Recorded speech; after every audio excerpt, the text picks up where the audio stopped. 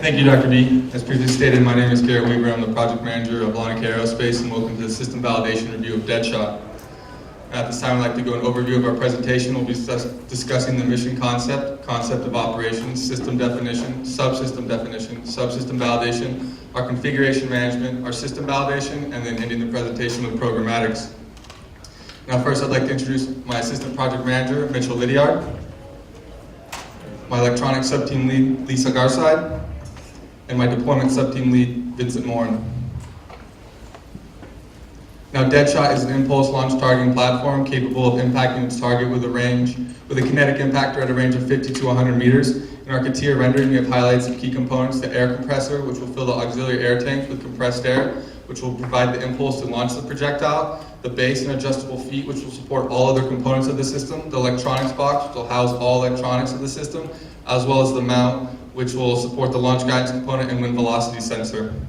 Now, going into our objectives, we have three-level objectives, starting with primary, which are required for mission success, secondary, which are expected for mission success, and tertiary, which are desired for mission success. Now, starting with primary objectives, all projectiles should be deployed using a single impulse. All projectiles should be capable of recording acceleration data during the mission, and all projectiles should achieve an altitude that is less than 100 meters during the mission. Now, all projectiles should be capable of surviving more than 100 deployments. All projectiles should impact their respective target with an area that is less than 10 meters in length, and the system should be capable of completing a mission, which is 3 firings of projectiles in less than 1 minute. Now, the system should be capable of completing a mission in safe wind speeds, which is denoted as 16.1 meters per second, and the system should be capable of completing a mission in temperatures greater than negative 20 degrees Celsius and less than positive 40 degrees Celsius. And the system should be capable of completing a mission in moderately rainy weather conditions, which is denoted as 0.76 centimeter per hour, and the system should be capable of delivering projectiles to targets that are greater than 50 meters away and less than or equal to 100 meters away. And the system should be capable of surviving more than 100 projectile deployments. Now, going into our secondary objectives, all projectiles should impact their respective target with an area that is less than 5 meters in length. Now, into our tertiary objectives, all projectiles should impact their respective target with an area that is less than 1 meter in length. The system should be capable of completing a mission in full autonomous mode, and the system should be fully validated by April 28, 2017. Now, going to our concept of operations, in the top CATIA rendering, you can see Deadshot is placed into a testing environment. And then in the next photo, it is beginning its pre-mission phase, where it is gathering initial information and orientating itself for the mission. It then fires a projectile. That projectile will then fly through the air and impact its respective target. So the 3 different phases that we have for our concept of operations is the pre-mission, mission, which will have that 1 minute time frame, and the post-mission. First, in the pre-mission, we'll collect target location, gather initial wind velocity data, pressurize the auxiliary air tanks, perform trajectory analysis, and orient the system for the first deployment. In the mission, again, which has that 1 minute time frame, we will deploy the first projectile, update the second deployment trajectory, orient the system for the second deployment, deploy that second projectile, and repeat those steps for the third projectile. Then the post-mission will retrieve those projectiles, locate their initial landing position, extract acceleration data, analyze that acceleration data, and determine projectile velocity and position during its flight. Now, going into our design structure tree, we start with the base, which will hold and house all of the components of the system. We then start with the projectile payload, which will be turned on and begin recording acceleration data.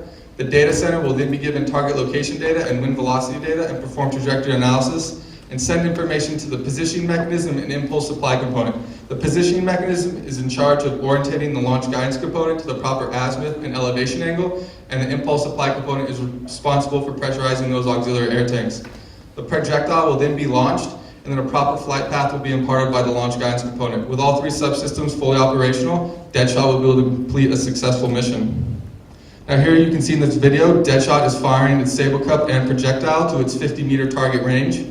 In this, the Sable Cup separates from the projectile after leaving the launch guidance component.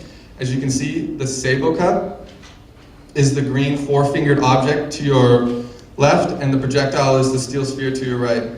I messed it up, sorry. And then in this photo, it's the same firing to that 50-meter target range. As you can see in the highlighted area, then the puff of dirt, that is where the projectile landed within the green flags denoting a 1 meter of accuracy, and then continues to bounce on. As you can see, that is its landing site. Then here we have a full mission test. It fired its first projectile. We were then orienting itself for the second projectile launch. We then pressurize the auxiliary air tanks after it's been set up for the second launch, fire that second projectile to a 75-meter target, reset up for the 100-meter test, and then pressurize those auxiliary air tanks, and then fire the projectile to its 100-meter target location, all under 1 minute. Now at this time, I'd like to turn it over to Mitchell Lydiard to discuss the system definition.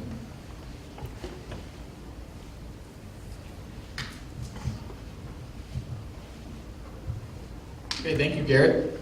My name is Mitchell Lydiard. I'll be going over the system definition. For starters, I'm going to introduce the integration subteam. It consists of Laniakea Howell, David Scott, and Nicole Schreiber. So, in general overview, the system consists of 3 subsystems, and they are responsible. And so our air compressor is at the rear here, and this is what fills up our auxiliary air tanks, which then, through these pipes and sprinkler valves, fires our projectiles through launch guidance, all supported on our wooden base here. And you can see the same project is located down here physically. All right, so first off, the electronics subsystem is responsible for all the electrical systems and controlling the project. Their components lie mostly inside boxes inside the structure. They're responsible for the data handling laptop, which is creating those trajectories and managing the flight path. That's giving orders to the data micro center, which is located in the center. This is what's ultimately affecting all the actions of the system. The whole system is powered by this AC to DC power converter, which is also in the center, protected by the structure. Inside the projectiles are the payloads, which are recording that acceleration data. And then at the tip of the barrels is a small accelerometer to give us feedback on the exact position of those barrels. And finally, at the top is the wind velocity sensor to give us weather data. Next up is deployment. Deployment is responsible for the pneumatics of the system and firing the projectiles. They have the air compressor, which once again loads up those auxiliary air tanks through routing solenoids located at the back of the base. And then that is passed through these larger pipes into sprinkler valves, which fires to the launch guidance and launches that Savo cup and projectile. And then finally, our structure is the physical support of the other 2 subsystems.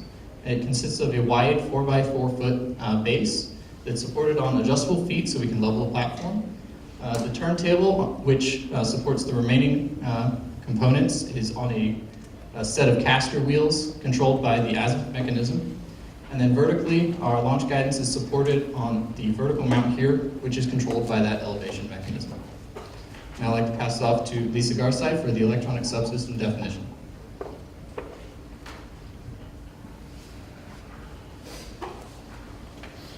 Thank you, Mitchell. I'm Lisa Garside, and I will be going over the electronic subsystem definition.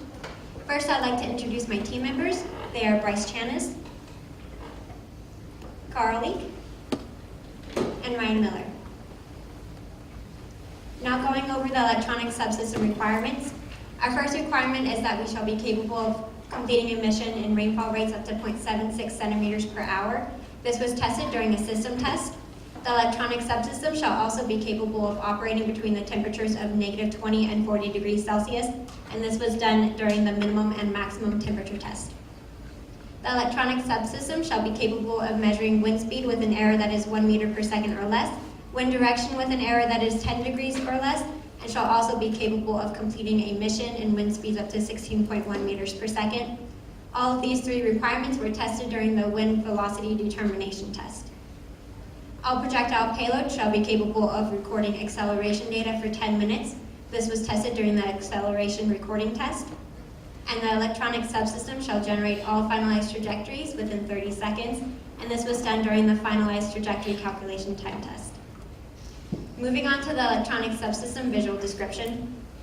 The electronic subsystem has 2 components. They are the projectile payloads and the data center. This is an overview of the electronic subsystem in regards to the rest of the Deadshot system. The projectile payload has 4 elements. They are all shown here in this CATIA exploded view to give a better idea of how the parts will fit together. The microcontroller is responsible for gathering the data from the 9 degree of freedom IMU and writing it to be stored on the storage element.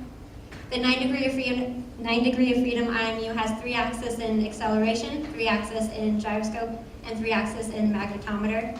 and it is responsible for gathering all the physical flight test data from the projectiles.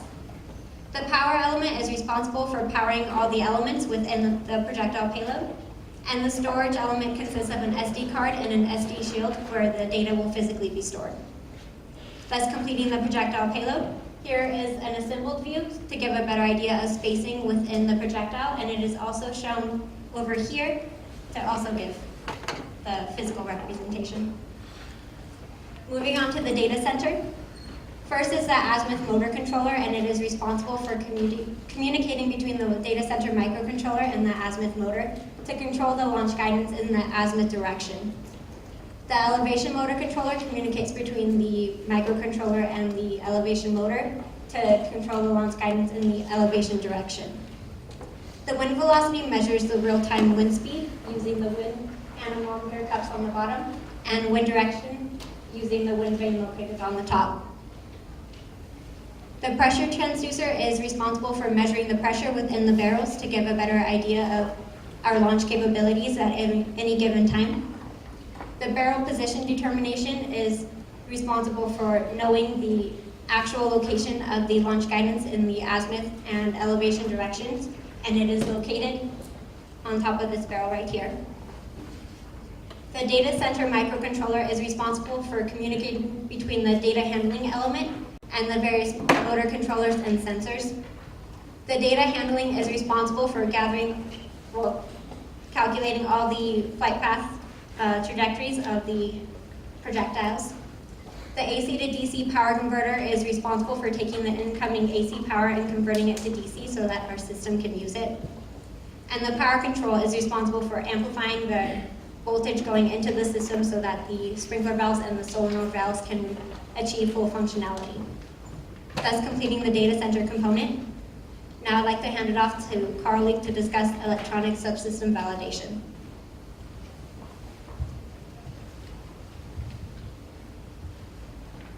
All right, thank you, Lisa. As mentioned, my name is Carl Leek, and I will be discussing the electronics subsystem validation. Throughout this section, you will see the requirement that we're trying to validate listed at the top, along with the design metric we use to validate that requirement underneath. Our first requirement deals with the maximum operational wind speed, and that is the design metric that we use to validate it. As you can see here, numerically from the data sheet, our wind sensor is capable of handling 89 meters per second. Experimentally, due to limitations on what we actually had to test this, we were only able to spin it up to 23.54 meters per second. The reason for that, we took the compressed air hose from AXFAB and got it as close to the anemometer as possible without touching it. At that point, we ran it at full pressure and we couldn't get it to spin any faster. However, both of these numbers are greater than the 16.1 meters per second that is required by the requirement. Therefore, we validate this requirement. The next requirement deals with the minimum operational temperature, and that is the design metric that we use to validate it. As you can see from this table, in the first 4 rows here, these are elements and components that had values listed in their data sheet that allowed us to validate this requirement. The data handling, which is our laptop, will have to be in an insulated box for temperatures that are below 0 degrees Celsius. And the remaining elements and components did not have values listed in their data sheets, and these values were also not available through customer support, so we could not numerically validate these elements and components. Experimentally, we took the entire electronic subsystem and put it in a fridge that was at negative 21.1 degrees Celsius and ran it for a full mission duration. At the end of that mission duration, all of the components and elements performed nominally, thus validating the requirement. The next requirement deals with the maximum operational temperature, and that's the design metric that we use for this requirement. Numerically, similar to the previous, these components and elements in the first 2 rows had values in their data sheets that allowed us to numerically validate it. The laptop, again, is only able to operate at temperatures 30 degrees Celsius and below, so that will have to be insulated if we're operating above that range. And the remaining elements and components, again, do not have values listed in their data sheet, and they're not available through customer service. Experimentally, we took the entire electronic subsystem and put it in an oven that was at 44.4 degrees Celsius, ran it for a full mission duration. At the end, we took it out of the oven, and everything was still performing nominally, thus validating the requirement. The next requirement deals with the rainfall rate, and the maximum operational rainfall rate is the design metric that we use for this requirement. We are the electronic subsystem, thus all of our components and elements are electronic, so the vast majority of them will need to be shielded. Those are listed in the first 2 rows. The exception to that is the wind sensor, which is made to work on a larger weather station and made to work outside, so it is water resistant and is able to handle up to 4.33 centimeter per hour of rain. Unfortunately, due to the weather, while we were doing our full system testing, we did not experience any rainfall. Therefore, we are not able to completely validate this requirement at this time. The next requirement deals with recording acceleration data for 10 minutes from the projectile payloads. Numerically, we have 3 design metrics: the data size that we create during those 10 minutes versus how much data we can store, how much power we're going to consume during those 10 minutes versus how much we can give out to the projectile payload, and the maximum survivable acceleration, which deals with will our projectile actually survive when it impacts the ground. Experimentally, we use different design metrics. The data recording time, so we run it for 10 minutes. Are we able to physically see the data for all 10 minutes? And does the projectile survive when we do a full system test? As you can see from the table on top, numerically, we use approximately 0.29 gigabyte during those 10 minutes. We're able to store 4 gigabytes, thus numerically validating the requirement. And as you can see from the picture down here, this is the bottom row after doing a 10.96 minute run. The accelerometer values are the first 3 here, and the gyroscope are there. Thus, we are still recording data after those 10 minutes. Similarly, we are going to use 170 milliamp hours at 5 volts, and we are able to give out 260 milliamp hours at 5 volts from the batteries in the projectile payload. And again, the same table shows that yes, we are able to power the system for all 10.96 minutes. Numerically here is for the maximum expected deceleration. This is when the projectile impacts the ground. It should be noted here that we use the impact because that is an order of magnitude higher than the G's experienced during deployment. We are expecting approximately 3,984 G's of acceleration when we hit the ground. Numerically, our IMU has a datasheet value that shows that we can survive 10,000 G's, and the rest of the values do not have anything listed in the datasheet. Those are also not available through customer service. Experimentally, yes, after we launched the projectile, we pulled it back apart, all the lights were still on, we went and pulled the data, all the data was there, so they did survive and work throughout the entire mission duration, both for more than 10 minutes, and yes, they definitely survived. The next requirement deals with the wind speed error, and that is the design metric we use to validate it. Numerically from the data sheet, our wind sensor is able to measure wind with an error that is less than or equal to 1 meter per second. And when we did the test ourselves using a baseline anemometer that we borrowed from the weather department, yes, indeed, we are able to measure wind speed with an error that is less than or equal to 1 meter per second. The next requirement is the wind direction error, and that is the design metric that we use to validate it.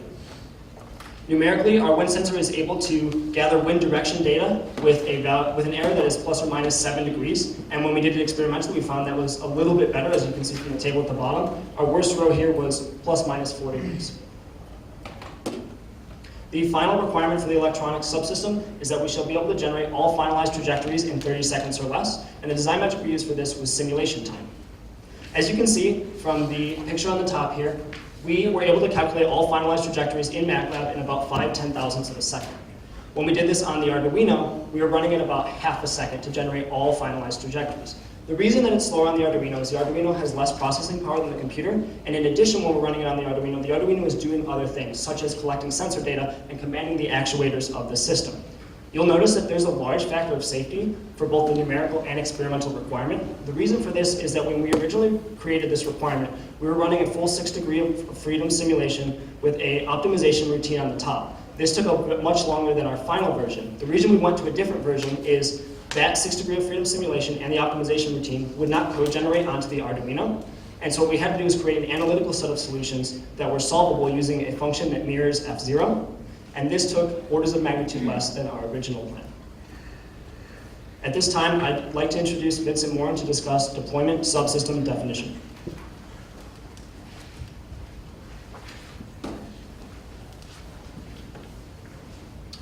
All right, thank you, Carl. My name is Vincent Morin, and I'll be discussing the deployment subsystem definition. First off, I'd like to introduce the deployment sub-team. We have Chase Carlson, Lily Giese, and Liam New. Next, I'll list off the deployment subsystem requirements. First, the subsystem shall be capable of deploying projectiles to a range between 50 and 100 meters from the platform. This is validated during system testing. It shall also be capable of deploying 3 projectiles within the 1-minute mission time frame. The subsystem shall be capable of operating in temperatures between -20 and +40 degrees Celsius. This is validated during the minimum and maximum temperature tests. The subsystem shall also be capable of completing a mission in a rainfall rate that is less than or equal to 0.76 centimeter per hour. This is to be validated during the system test. The subsystem shall also be capable of deploying a projectile to impact its target within a 1 meter radius of it. This is to be validated during the system test. And finally, all projectiles shall be capable of surviving a maximum stress from impact of 137.3 megapascals. And this was validated during the force impact test. And now into the deployment subsystem visual description. As you can see here, the deployment subsystem is comprised of 3 components: impulse supply, projectile, and launch guidance. The purpose of the launch guidance component is to store, generate, and deliver compressed air throughout the deployment subsystem. As you can see here, it's composed of 6 elements: the air compressor, which generates compressed air from atmosphere to a pressure ranging between 0 and 125 psi. The auxiliary air tanks, which store that compressed air for each individual projectile deployment. The solenoid valve, which regulates where that compressed air is delivered throughout this deployment subsystem. The solenoid housing, which is a polystyrene foam that is created to protect the solenoid valves from exceedingly low temperatures as well as from rainfall. The sprinkler valve, which is essentially a larger solenoid valve, which when opened, it releases a larger mass flow rate of air to deploy the projectile towards its target. And lastly, we have the air channels, which provide a pathway for that compressed air to travel throughout the deployment subsystem. And that completes the impulse supply. Next, we have the projectile component. This is a 2.1-inch outer diameter steel sphere. As you can see, it's divided into 2 hemispheres with 2 pins to help mitigate shear forces. Its purpose is to house and protect the electronics payload from deployment events as well as impact events during the mission. And the last component we have is the launch guidance component. As you can see here, it's composed of 3 steel barrels that are 3 feet long. Its purpose is to impart a correct initial trajectory on the projectiles during deployment. It's composed of 1 element, which is the sabot cup. Now the purpose of the sabot cup is to mitigate spin that is incurred upon the projectile during deployment. What happens is it cups the projectile like so that when it's deployed, it doesn't make contact with the inner surface of the barrel so that there's no spin. The reason we don't want any spin on it is because in order to attain the tertiary level accuracy objective, which is impacting the target within 1 meter, we don't want spin to start affecting that trajectory at the end. And thus, I'll hand it off to Chase Carlson to discuss the deployment subsystem validation.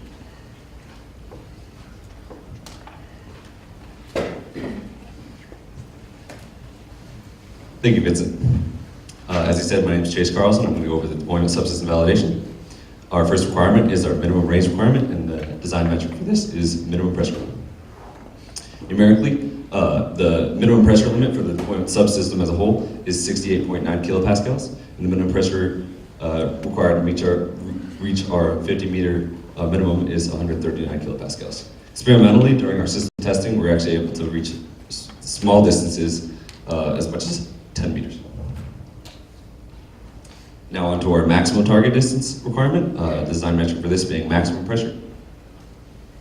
Numerically, from data sheets, all of our components can meet these maximum pressures with factors of safety over 2.5. Experimentally, we were able to reach a maximum pressure of 80 psi for a total of 1 minute. Now onto our requirement of deploying 3 projectiles in less than a minute, our design metric for this being time. Numerically, our projectile deployment time was about 0.05 seconds for the deployment subsystem. Experimentally, we could do it in around 0.04. Now onto our minimum and maximum temperature requirements, design metric being operating temperature. Numerically, from data sheets, most of our components can meet both maximum and minimum.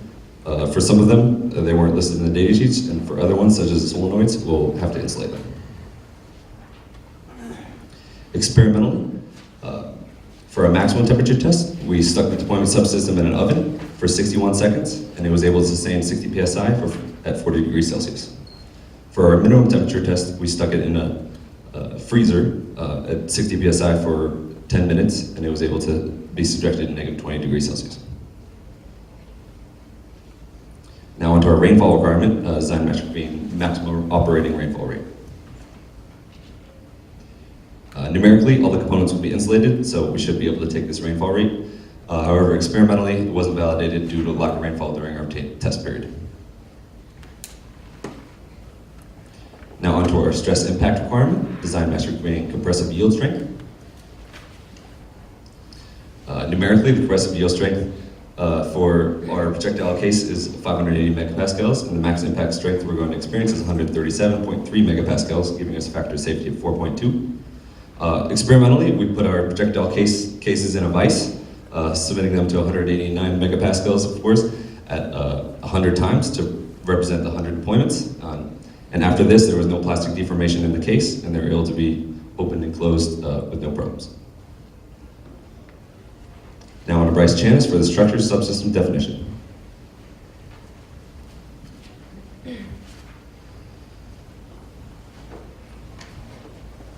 Thank you very much, Chase. First, I'd like to introduce the structures team, led by Mitchell Lydiard, along with Annika Howell, David Shavat, and Nicole Schreiber. Now I'm going to go over the structured subsystem requirements. First of all, is that the integrated structural component should survive more than 100 projectile deployments. Next is that the structure shall be capable of orienting the launch guidance to an elevation between 0 and 80 degrees. Next is that it should be capable of orienting the launch azimuth 360 degrees to any azimuth angle. And then it shall be able to survive a mission in a temperature between negative 20 degrees and positive 40 degrees Celsius. Moving on to the position mechanisms, they shall retain a pointing accuracy of at least 0.1 degree in elevation as well as 0.1 degree in azimuth. Next, the structure subsystem shall be able to complete a mission with wind at least 16.1 meters per second or less. The structure subsystem shall be able to elevate that launch guidance component in elevation with a rate of 4.5 degrees per second, and the azimuth at a rate of at least 9 degrees per second. Next, I'm going to go over the structure subsystem visual description. First of all, the structure subsystem is made up of two components.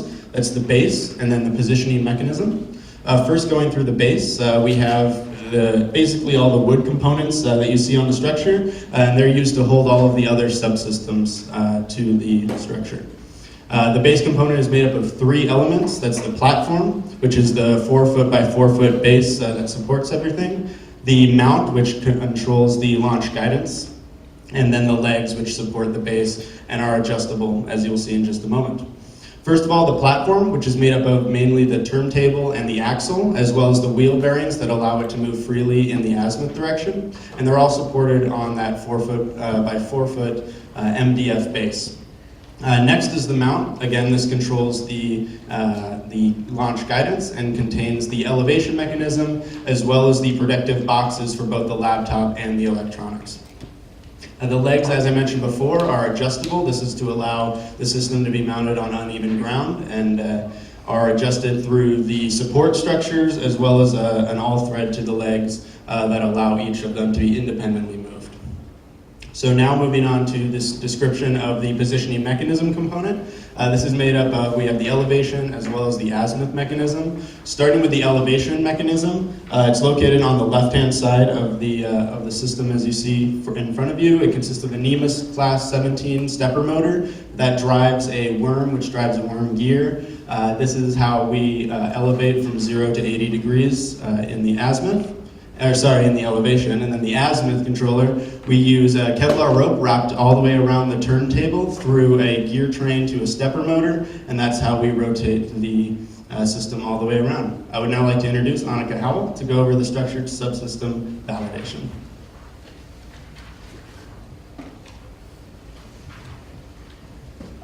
Thank you, Bryce. Hello, everyone. My name is Laniakea Howell, and I will be going over the structure subsystem validation. The first requirement is that the integrated structural components shall survive more than 100 projectile deployments. Our design metric here is force. Numerically, we said our force would need to, our structure would need to withstand a maximum force of 3,504 newtons. Each foot on our structure can withstand up to 7,000 newtons. Therefore, we said our structure would not break. Experimentally, Deadshot was able to survive more than 100 projectile deployments without any structural failures, which validates this requirement. Next is our elevation requirement with our design metric being range of motion and torque. Deadshot has a range of motion of about 50 degrees between 0 and 80. Initially, when we were doing this project, we designed to our tertiary objectives of being autonomous. So we had a numerical validation of our motors needing to have a torque of 0.091 Newton meters, and our NEMA 14 motors were able to give us numerically 1.125 Newton meters. We do not have an experimental torque for this since we are moving Deadshot by hand. So this requirement is still validated because it can still move to all the elevations. Next is the pointing accuracy in elevation requirement. Numerically, our NEMA motors were able to give us a pointing accuracy of 0.006 degrees. The pointing accuracy of our operators was 0.1 degrees, which validates this requirement. Next is our azimuth requirement. Our design metric here is once again range of motion and torque. Deadshot has full 360 degrees range of motion and azimuth. When we were using the motors for azimuth, we needed a torque of 7.5 Newton meters, but we do not have the torque for that motor once again because our structure is no longer autonomous. But this requirement is still validated because it can still be moved to any azimuth angle. Next is the pointing accuracy and azimuth requirement. We had a pointing accuracy of 0.053 degrees with our motor. Experimentally, we have a pointing accuracy of 0.1 degrees with our operators, which validates this requirement. Next is our temperature requirement with our design metric being temperature. Numerically, we said over the maximum temperature change of 60 degrees, the deformation would be minimal on our structure. Experimentally, over all temperatures tested, we had no noticeable deformation in our structure, and our structure is still working. Next is our wind speed requirement. Numerically, we said that our base had a low enough center of gravity that it would not tip over in wind speeds of 16.1 meters per second or less. Experimentally, our base did not tip over in wind speeds of 23.54 meters per second in a closed environment, therefore this requirement is validated. Next, the structure subsystem shall elevate at a launch guidance of 4.5 degrees per second and rotate at 9 degrees per second. Our design metric here was originally motor angular velocity. When we're using the motors, we needed a motor angular velocity of 153 degrees per second and 135 degrees per second in elevation and azimuth respectively. During our experimental phase, when we were moving Deadshot, we achieved a launch guidance angular velocity greater than 4.5 and 9 degrees per second in elevation and azimuth, which validates this requirement. Next, I would like to discuss configuration management. As seen on the screen behind me is our product structure tree. The product structure tree shows the individual assemblies that come together to make Deadshot as a whole. In each of the boxes located on the screen, there are two links. One link that will take you to an assembly drawing of that particular assembly, and then the other to the bill of materials that lists every part that is in each assembly. Here you see our platform assembly. You can see how all the different pieces would fit together to form our platform. This is the bill of materials for our platform. On the right, you can see the list of materials. And on the left, if you were to click on that link, it would show you a specific picture of that individual piece. All of our documents have been released and are located on the astronautics folder on the Embry-Riddle T drive. Next, I would like to introduce Nicole Schreiber to discuss system integration.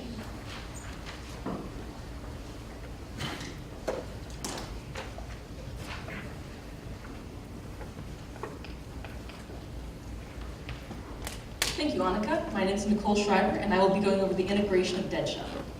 So first, I'll be going over the system level requirements, and as you will see, all of our system level requirements have been validated or will be validated through the system level test. So the first is that all projectiles should be deployed using a single impulse.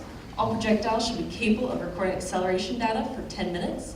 All projectiles shall survive more than 100 impacts at a stress of at least 137.3 megapascals. The projectiles shall achieve an altitude less than 100 meters. All projectiles shall impact their respective targets with an area less than 10 meters in length. This system shall be capable of completing a mission in under 1 minute. This system shall be capable of completing a mission in wind speeds less than 16.1 meters per second. The system shall be capable of operating between -20 and +40 degrees Celsius. The system shall be capable of completing a mission with a rainfall rate less than 0.76 centimeters per hour. The system shall be capable of deploying projectiles between 50 and 100 meters away from the platform. And the system shall be capable of surviving more than 100 deployments. Next, I'll be going over how we tested our performance metrics. So up here is shown Deadshot outside. It is positioned in the lower fields near the area where the bonfires are held. It is able to access power at that location.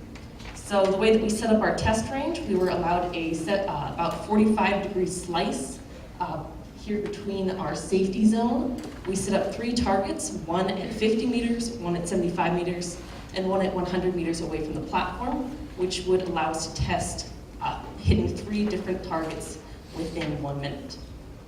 At each of our targets, we positioned flags that would indicate a 1, 5, and 10 meter distance away from that target, so we could tell where our projectiles land. Next, I would like to pass it off to David Shavat to continue going through the integration of Deadshot.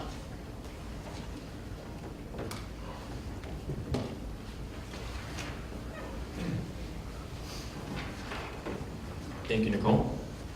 I'll be going over the tests we conducted in order to validate our system level requirements. So our first requirement measured the impulsive pressure. This was numerically validated by our impulse supply component and experimentally validated by supplying less than 50 psi per projectile. The next requirement measured the data recorded. It was required that the projectiles record acceleration data for 10 minutes. This was not numerically validated by our subsystem, but was, however, experimentally validated by recording mission time for over 10 minutes. Our next requirement measured impact stress. Each projectile must survive impact stress of 137.3 megapascals. This was numerically validated through our hand calculations through our subsystem, and experimentally validated by being launched over 100 times. Our next requirement measured altitude. It was required that each projectile maintain an altitude that was less than 100 meters. This was numerically validated through our electronic subsystem trajectory analysis, which predicted that the projectiles would maintain an altitude less than 90 meters. This was experimentally validated through visual confirmation, through a mission test. The next requirement measured the accuracy. Our projectiles must hit a target within 10 meters. This was numerically validated through each subsystem and experimentally validated up to 5 meters. Next requirement measured the time. It was the system shall be capable of recording a mission completing a mission less than 1 minute. This was numerically validated through each subsystem and experimentally validated by timing a mission which was less than 1 minute. The next requirement dealt with wind speeds. We had to perform a mission and wind speeds less than 16.1 meters per second. While this was numerically validated through our subsystems, this was not experimentally validated through our system tests, since we only experienced wind speeds of 4.6 meters per second. The next requirement was temperature. This was not numerically validated through our system subsystems, and our system only experienced a temperature of 26 degrees Celsius, therefore not validating the system requirement. The next requirement was measure the rainfall rate. Our system must perform a mission and rainfall rate of 0.76 centimeters per hour. This was numerically validated, but not experimentally validated due to the lack of rainfall rate during our test. The next requirement is distance. We must hit a projectile between 50 and 100 meters. This was numerically validated through our subsystems, experimentally validated through our mission tests. The next requirement was the number of deployments launched. The system had to be capable of surviving more than 100 deployments. This was numerically validated through our structures, subsystem, hand calculations, and experimentally validated by being launched over 100 times.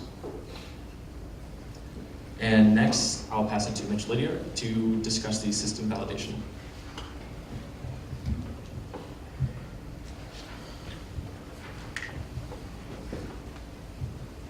Thank you, David. All right, I'll be going through the system validation. So we'll be comparing our system objectives and their associated requirements and whether or not they were validated to say whether or not our system objectives were valid. So our first three listed here were all validated by their associated requirements, and those are the objectives to be deploying in one impulse and recording acceleration data for our mission, and then to survive 100 impacts. Next, our objectives to maintain an altitude less than 100 meters, make sure our error is less than 10 meters, and to have a mission time frame of 1 minute were also validated by the experiment. However, our weather objectives ended up not being fully validated. Our wind speeds never reached close enough to our maximum to reliably be able to say that we can validate our wind speed. Temperatures, we were never able to do a full mission test close to negative 20 degrees Celsius and up close to 40 degrees Celsius. As well as we never experienced any rainfall during our testing, so we could not validate our rainy weather objective. However, moving on, the system was able to hit targets between 50 and 100 meters, which validates those objectives. And the last primary objective, to survive more than 100 deployments, was also validated. Looking at our single secondary objective to hit targets within an error of 5 meters, we were able to reliably hit targets within 5 meters during our testing. And then into our tertiary objectives, we were not able to consistently hit targets within 1 meter. For our 50 and 75 meter range, we were in that 1 meter range, but we couldn't quite get it under that 1 meter range for the 100 meter target. The system also was not fully autonomous. This was mostly due to time constraints on fully calibrating the system. And since we were not fully validated, we could not fully validate by April 28th, 2017. Now I'd like to pass it back to Garrett for programmatics.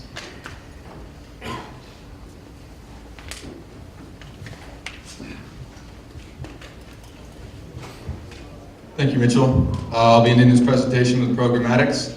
So in summary, Deadshot is an impulse launch targeting platform capable of impacting its target with a kinetic impactor at a range of 50 to 100 meters. We discussed the mission concept of operations, system and subsystem definition, as well as the system and subsystem validation. Now in conclusion, all system level requirements have not been fully validated at this time due to weather conditions at our test site location. Going further, or if we were to do more testing, we would like to choose a test site that does experience the extreme weather conditions that we do need to validate our system.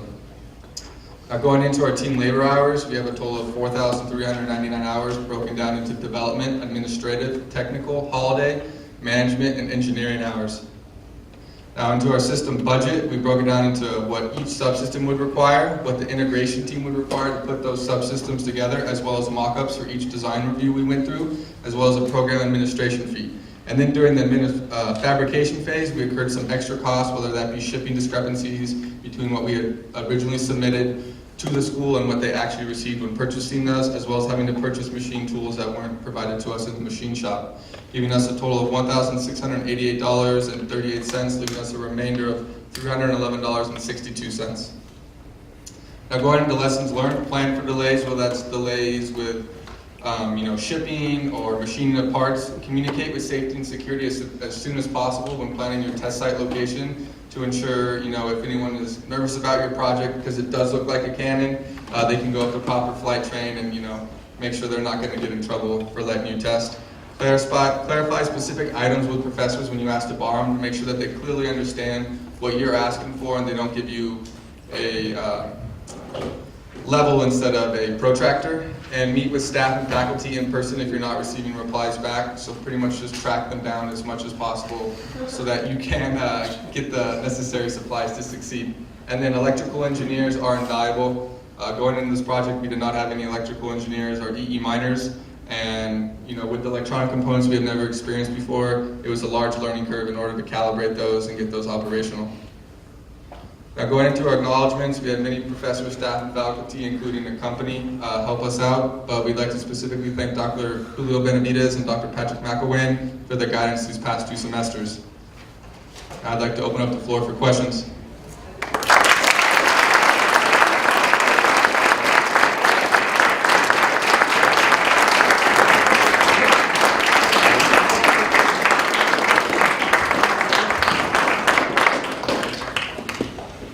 have about 15 minutes for Q&A. Okay, hello, my name is Dr. Olitsuki. I'm a graduate of Ford in the Astrotrack, same year as Dr. B.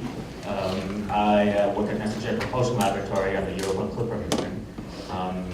I want to commend you guys on a very polished presentation and in terms of your slide package as well as your delivery. Obviously you practice, so that's good.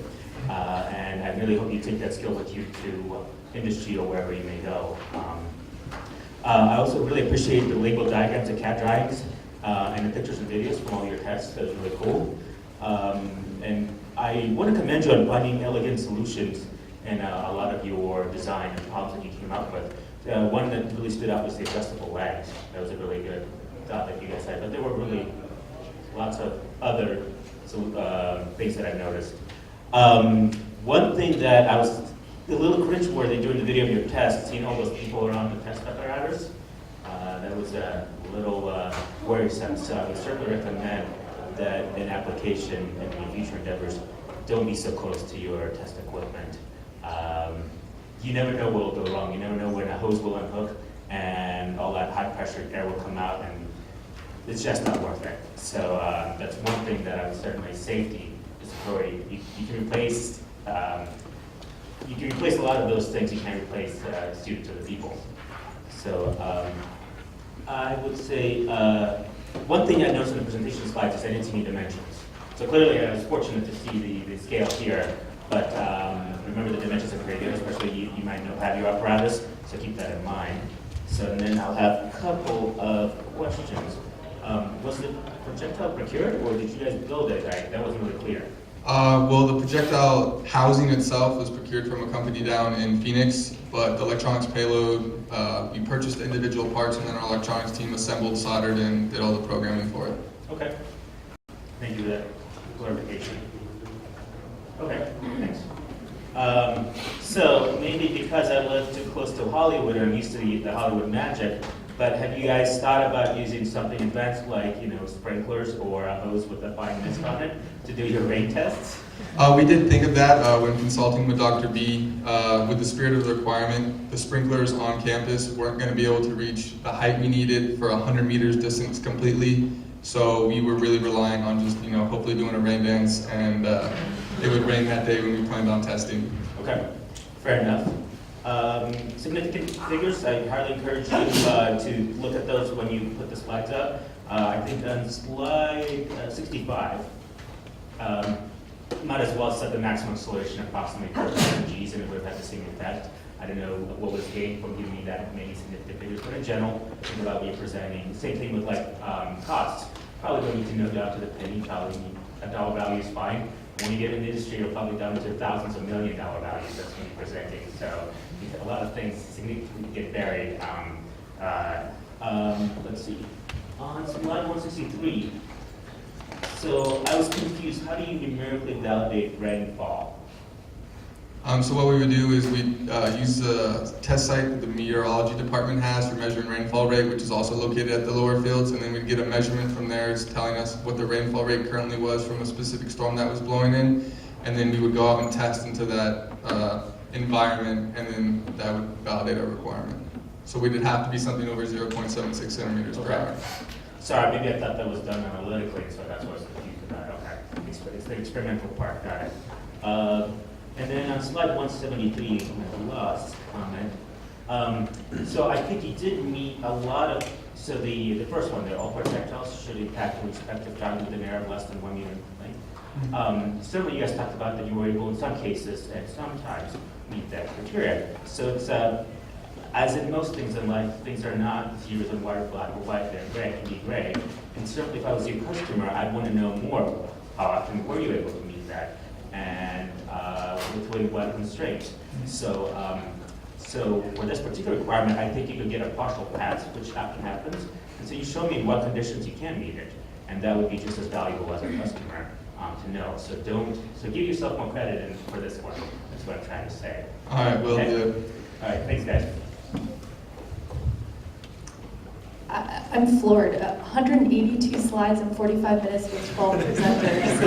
I feel like I should bow. You guys did amazing, really well. For one, I'm impressed with the Sabot design implementation to mitigate that effect of spin. That was very, very smooth. Question, maybe I just wasn't clear on this, but did you guys actually predict the projectile trajectories and then compare that to as flown? Yeah, I heard something about a MATLAB optimization. I'll turn that over to Carl. Yeah, so the actual simulation itself, the initial thing, like we were saying, is we have a full 6 degree of freedom simulation.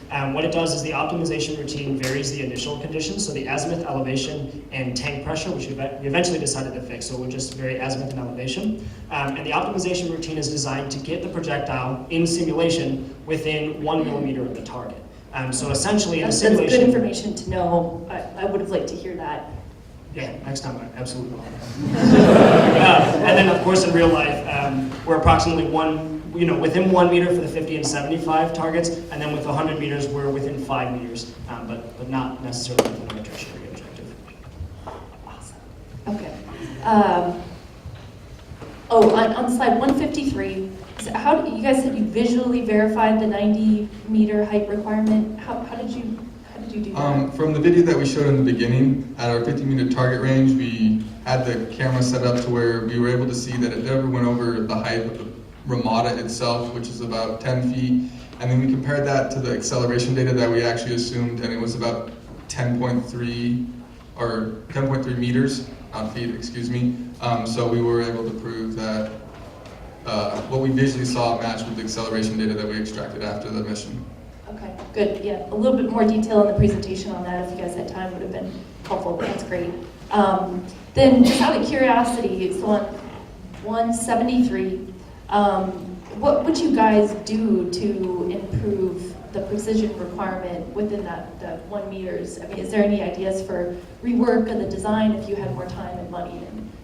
Yeah, if we went into it with more money, we'd probably look into, since we didn't have ease and we started this, we assumed spec sheets were fully honest with you and they weren't trying to trick you. So the IMU that we initially bought, told us, yes, you'll be able to get 0.1 degrees of accuracy, which is what we needed for our full autonomous mode. But later, trying to calibrate it and talking with specific professors, they said we wouldn't be able to get in, within like 5 degrees if we spent too much calibrating the system itself. So that's why we weren't able to achieve the full autonomous mode. It was the pure fact that our IMU just wasn't safe enough because it could be off by 10 degrees in a 45-degree arc that's very large, and we didn't want to take that risk going out there and having the system be completely off its target. So we'd probably buy a more expensive IMU in the range of around $2,000. When we talked with Dr. Bruder, he said that was an IMU range that could get us the 0.1 degree of accuracy if properly calibrated, and then that would allow us to do the full autonomous mode, because we were able to prove that our motors worked in moving, just since they weren't going to be able to be moved by the system itself. That's why we took over manual control. Carl has another. In addition, because we're talking about buying things that are not way out of our budget, the wind sensor happened to be the most expensive component and one of the most important. And one thing that we noticed when we were out at the testing site, and an indirect effect of having flags for our targets that was actually very beneficial, is we can see how the wind direction changes downrange, and it changes by as much as 90 degrees sometimes. So what we thought was a crosswind is now a headwind. And that was one thing that significantly contributed to our accuracy being lower at 100 meters, is now your time of flight is much longer, and while you thought the wind was 4 meters per second as a tailwind, down there it's 5 meters per second as a crosswind, and now it's blowing you to the left of the target. So if we could buy more wind sensors and put them farther down range, take all that data and feed it back in, that would give us a much more accurate solution. That's a really good add-on comment. It sounds like you guys have learned a lot of valuable information. Problem. Thank you. So, start off, good job you guys. I have just one real quick question before I jump into it. Did you only shoot the sensors with the Sabots out of barrels, or did anything else come out? We have not launched anything else yet. We did, when doing the initial testing in AXFAB to prove before we went to the test site, it was just little foam balls, but they were the same exact size as the projectile. Okay. Well, you guys are better behaved than we were. So anyways, you guys have a lot of environmental conditions. I really like that. That was really good. That was accurate to industry.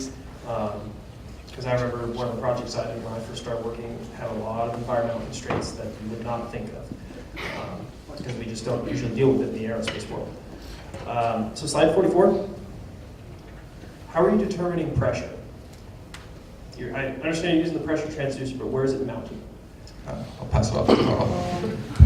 It's hidden down here, and you may have some difficulty seeing it here, but inside there's a tube and the pressure sensor's right here. That tube runs back into right where the solenoid fills in, and so that air line pressurizes the same as the rest of the tanks. Now what we do is we vary which solenoids are open so that you can read the individual pressure in each tank, and we use that to get the pressure of the system. Good answer. I was just worried that it might be in the barrel somewhere. So. All right. Good. I thought that was a good use of the IMU. Second overall question: how do you guys ensure that the barrels were aligned? I guess I'll hand. Like, what do you fully mean? Like aligned as they weren't off by a specific angle? Yeah. So you have 3 barrels. How did you ensure that they were in alignment with each other? I'll pass that to Vinny. Yeah, so when we designed these chuck plates, they were cut out on one of those water jet cutters. Okay. And they're really similar. The tolerancing on it is like, It's hard to type. yeah, 5 mils, I think. Okay, that answers it, because I didn't know how you manufactured them, but with a water jet, you can cut them really close, Yeah. so I was concerned you might have to use like a drill press or something. Okay, good. So slide 85, this is kind of a nitpick, material choice. Was foam just convenient, or was, I guess I'm wondering why you guys chose to use foam for the housing? We chose foam because we had previously used it in experimental space systems when we were sending payloads up into the high atmosphere, as well as it's just convenience right across the lab. Okay, I was just curious because I've encountered at my workplace people that thought foam was a good idea for environmental protection. After about 5 years, it degrades into this weird sticky plastic. So it's just they wanted to make sure that it was a convenient solution, not the final solution. No, for sure. So slide 92. So I can't remember if you guys had a study about this in prelim, but was there a reason why you did not want to use spin stabilization? Carl will be able to answer that. So the reason we want to avoid spin stabilization is it's something that's inherently difficult to predict. So what we did is we used dynamic stability. So we offset the CG from the CP, and that will keep it dynamically stable throughout the flight. Now the reason we didn't go with spin is if we're spinning a little bit faster or a little bit slower than we think, we get lift or we get a downforce, similar to when you throw a baseball. We were hoping to avoid this because that will significantly affect our trajectory if the ball starts to curve down or lift up a little bit farther than we thought it would. And we were worried that using that form of stabilization may not be quite as accurate as just offsetting the CG and using dynamic stability, kind of like a rocket. Okay, so it simplified your solution essentially. Yes. Okay, because I was a little curious if you guys did a study on like smooth bore versus using sabot versus rifling, but it just sounds like it was your simplest solution.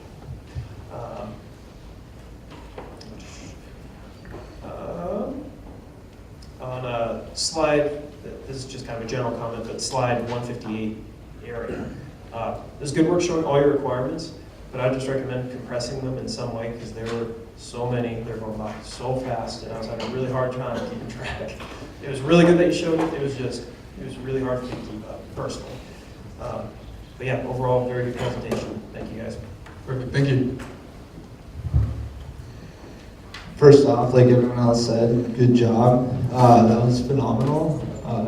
I was pretty blown away. I'm an alumni here myself. I graduated a few years ago, and the level of detail that you guys presented, it just never ceases to amaze me. So, first off, I wanted to ask, who's the customer? I don't know if that was said, but... It's Dr. B himself. We had submitted ideas in the beginning of the prelim phase of what we wanted to work on or something that we were interested in, and then we'd get those ideas, and then he kind of spaced them down into something that was more feasible for 2 semesters and could be tested here on Earth, not in outer space. Because when we first got into prelim, we were all super excited and throwing out crazy ideas. Okay. So then he gave you your objectives, right? Yes. Provided you with all those. He provided us with our objectives, and then we created the following requirements and constraints in order to validate those objectives. Yeah, that was actually really good because part of or should I say, one of the biggest things that you'll encounter ever throughout a development life cycle is deriving appropriate requirements and then tracing those back through your design as the design life cycle progresses. And one of the big pains is interfacing with the customer, because if you're not meeting requirements, how do you explain that to the customer? So that's why I wanted to understand who your customer was, because that's important throughout the design cycle. I guess just a general question, kind of going back to the projectile design. Did you guys put much thought into the aerodynamic aspect of it? I mean, I know you guys are Astro, but when it comes to potentially using I think it was mentioned like a rifled shell, or maybe even like a dimpled surface to control, because when you're operating at high wind speeds, this exacerbates even more when it comes to flow separation behind the projectile, and you get a very unpredictable course. Yeah, so in the beginning of prelim, we conducted trade studies on if we wanted rifling or non-rifling barrels, as well as the shape of our projectile.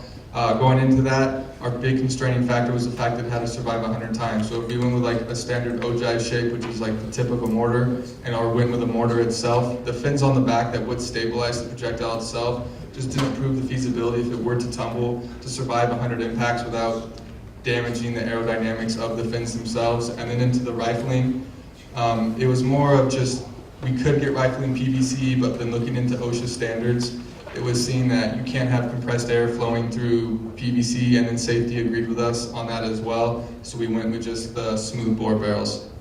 Okay, gotcha. So then back to the requirements. When you derived your requirements and you said this is what we want to test to, how did you verify with Professor Benavides that those were requirements you could both agree on, him being the We had presentations and design reviews with him, stating our requirements, why we went there, and how we came up with these requirements and how we felt they would satisfy the corresponding objectives. Okay. And then, so I understand the limitations of material when it comes to procurement. Now, given that you have wood and you didn't test in rain, if you're doing 100 launches, is that like 100 consecutive launches? So at 100 launches at 1 a minute, at least when you're initially looking at your requirements, you're sitting at an hour and 40 minutes in the rain. So how does that affect your material? Oh, so currently we have put 2 layers of water sealant on it. In order to protect it, we did test the water sealant and just poured water, and it just kind of bubbles off. For the water requirement, it wasn't that we had to test 100 times, it was just to prove that it was capable of operating in the rain for at least 1 mission. And so that's how the rain requirements denoted. But we do have water sealant covering all wood parts. Okay, gotcha. So is okay.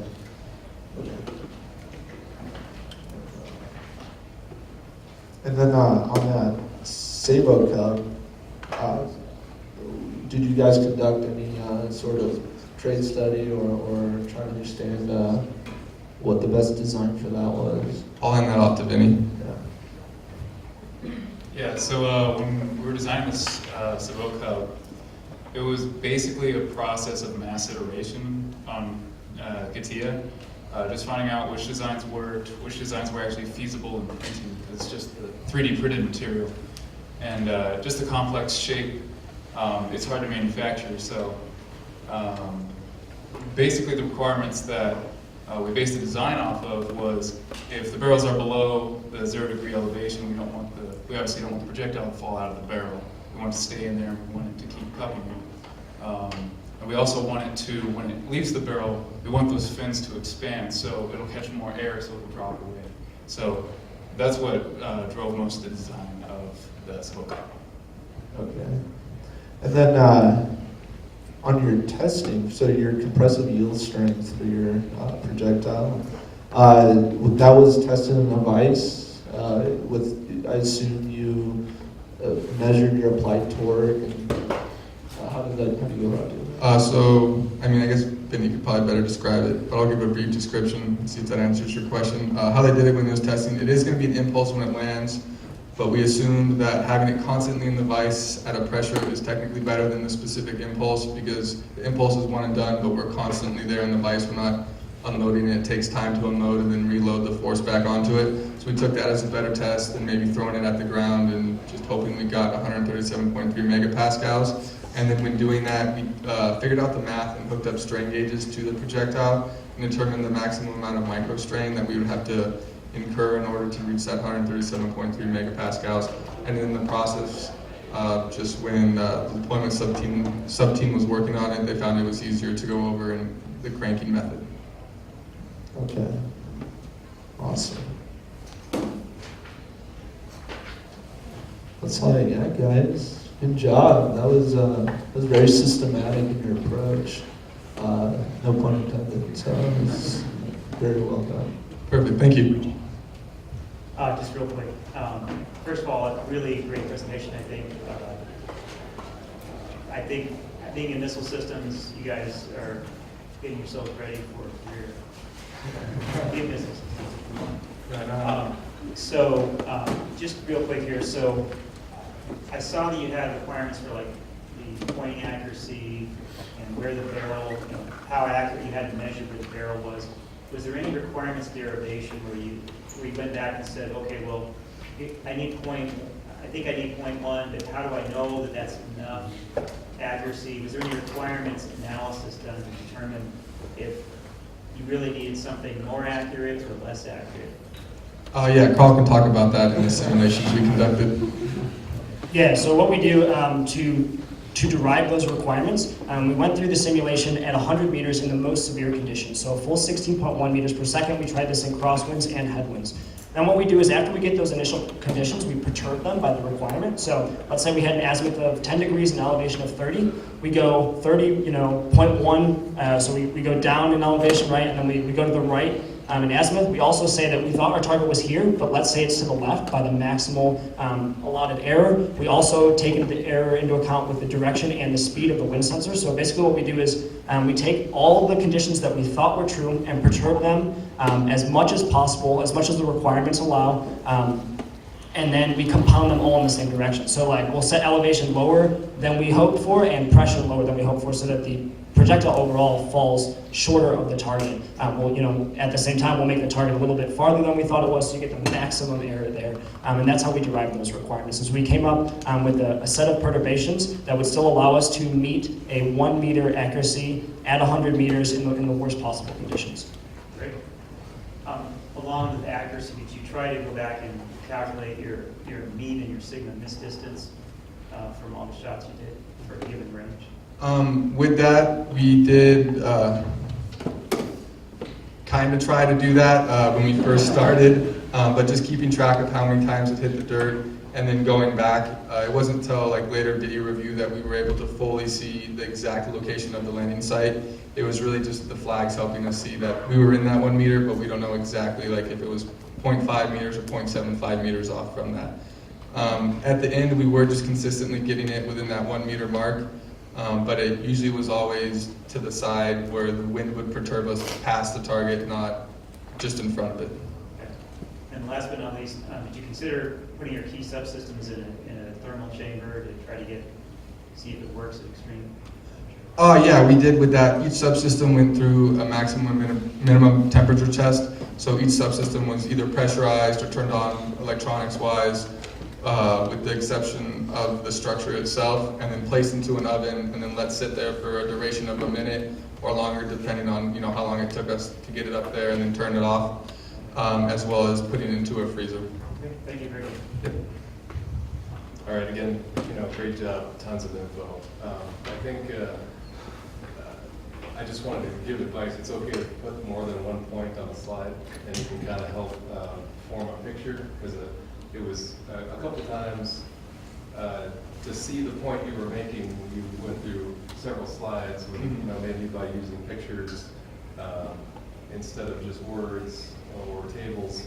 You could have told the story quicker, for the audience in similar slides. So everyone else has already given so much kudos. I figured that was just a constructive criticism. Perfect. That's what we're here for.